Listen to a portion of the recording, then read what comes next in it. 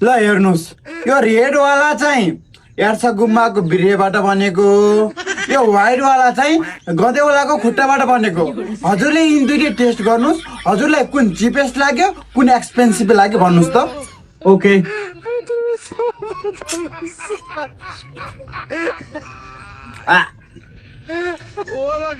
टर्रो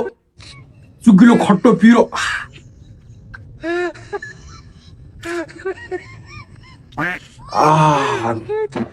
Pisces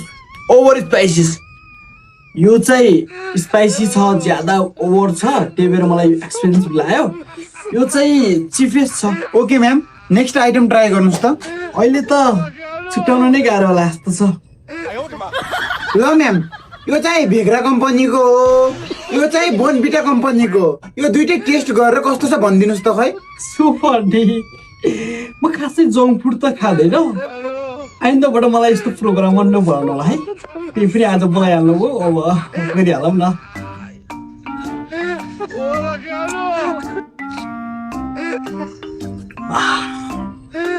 यो त कस्तो चुक्नु चुक्नु गर्न आयो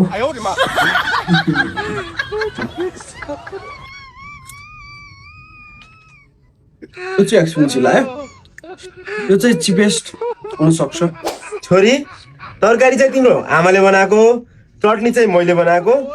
टेस्ट गर त कुन मिठो छ ल हुन्छ बा एकैछिन है खान्छु है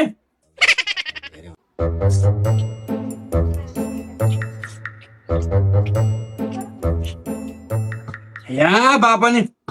सब मिठो छ मलाई सिर्फ भात हुनु पर्यो बास सक्यो